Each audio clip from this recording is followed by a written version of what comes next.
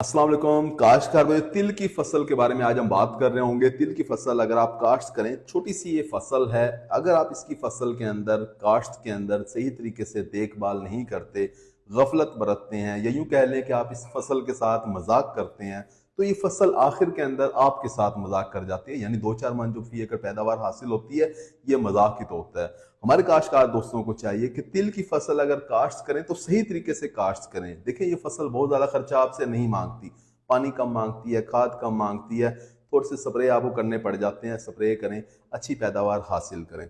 तिल की फसल के अंदर अगर आप जड़ी बूटियों का कंट्रोल सही तरीके से नहीं करते, आप पैदावार कुछ भी पैदावार आपको हासिल नहीं होती। क्योंकि हमने बहुत से खेत ऐसे देखे हैं जहां हमारे काश्तकार दोस्त ने अच्छे तरीके से काश्त किया, बेड पे काश्त किया या चोबे भी लगाए, उसके बाद उसने जो है अच्छा बीज लिया, लेकिन अगर जड़ी बूटियों को कंट्रोल नहीं किया तो उसकी पैदावार कुछ भी नहीं बनती।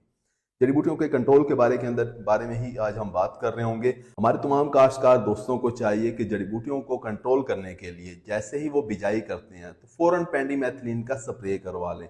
पेंडीमेथिलीन 800 मिलीलीटर फी एकड़ के हिसाब से इसका स्प्रे किया जाता है। जिस तरह से हम कपास की फसल में तो 1 लीटर या 1200 ml फी एकड़ के हिसाब से स्प्रे कर रहे होते हैं, तो आपने तिल की फसल के अंदर थोड़ी सी मिकदार आपने कम कर देनी है। हमारे काश्तकार दोस्त से पूछ रहे होते हैं कि क्या पेंडीमेथिलीन का ही हम स्प्रे करें, इसके अलावा भी मेटोलाक्लोर जहर मिल रहा होता है, इसके अलावा मिक्सचर मिल रहे होते हैं एसिटाक्लोर के और साथ में पेंडीमेथिलीन का, तो क्या हम वो स्प्रे कर सकते हैं? नहीं कर सकते?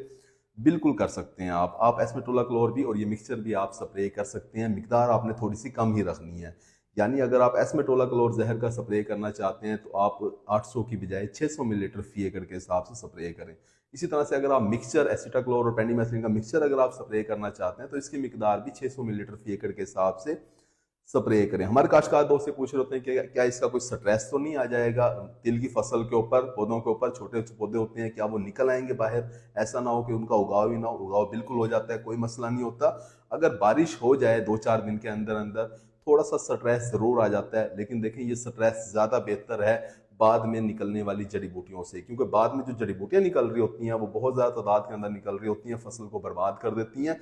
थोड़ा सा जो स्ट्रेस है ये अगले 8-10 दिन के अंदर खत्म हो जाता है। हमारे काश्तकार दोस्त बेड के ऊपर उन्होंने काश्त किया या खेलियों के ऊपर उन्होंने तिल की फसल काश्त की और स्प्रे वो कर नहीं सके, यानी वो जो है बिजाई कर चुके हैं, तो अब हमारे काश्तकार दोस्तों को चाहिए कि जैसे ही नुकीले पत्तों वाला जो घास निकले इसके लिए आप स्प्रे कर सकते हैं, बाद में चौड़े पत्तों वाली के लिए स्प्रे नहीं कर सकते। देखें, शुरू के अंदर जो आपने पेंडीमेथिलीन वगैरह स्प्रे किया इनका असर 30-35-40 दिन तक रहता है। आप खेत के अंदर जड़ी बूटियां नहीं निकलती, उस वक्त तक तिल के पौधे बड़े हो चुके होते हैं, छांव बना लेते हैं, बाद में जड़ी बूटियां निकल भी आए तो इतना ज्यादा नुकसान नहीं होता। अगर नुकीले पत्तों वाला घास आपके खेत के अंदर निकल रहा है, जैसे कि स्वाकी है, मदाना है, या फिर खबल घास निकल रहा होता है, तो इन सब को कंट्रोल करने के लिए आप कैजिलोफोप वाला जहर, जो कि मार्केट के अंदर काम के नाम से या गैजोनट वगैरह के नाम से आमतौर पर मार्केट के अंदर मिल रहा होता है, ये आप स्प्रे कर सकते हैं। यानी कि तिल के उगने के बाद आप ये स्प्रे कर सकते हैं नुकीले पत्तों वाली जड़ी बूटियों को खत्म करने के लिए।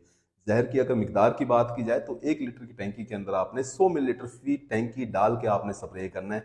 इससे कम करेंगे तो फिर आपको रिजल्ट नहीं मिलेगा। अब हमारे काश्तकार दोस्त यही पूछ रहे होंगे कि जिन्होंने छट्टे के जरिए काश्त की है तो वो किस तरीके से इन जहरों का यानी पेंडीमेथिलीन का इस्तेमाल जो है वो किस तरीके से करें। देखिए, तिल की फसल जो है वो अच्छे वतर के अंदर आपको काश्त करनी चाहिए। अगर नमी होगी जमीन के अंदर, आपने काश्त किया, ऊपर हल सुहागा लगाया या रोटावेटर लगाया, अगर नमी होगी तो आपको चाहिए कि शाम के वक्त आप फौरन ही पेंडीमेथिलीन का स्प्रे करवा दें। नमी के साथ ये अच्छा रिजल्ट दे जाती है। शाम के वक्त स्प्रे करेंगे, रिजल्ट आपको मिल जाएगा, जड़ी बूटियां नहीं निकलेंगी। अगर फर्ज करें कि आप शुरू के अंदर आपने छठे के जरिए काश्त की तिल की फसल और शुरू के अंदर आप स्प्रे नहीं कर सके, तो पहला पानी जब आप लगा रहे होते हैं उस वक्त 1 लीटर फी एकड़ के हिसाब से पेंडीमेथिलीन आप फ्लड कर दें, तो उससे भी आपके खेत के अंदर जड़ी बूटियां बहुत कम निकलेंगी। हमारे बहुत से काश्तकार दोस्त ये प्रैक्टिस करते भी हैं।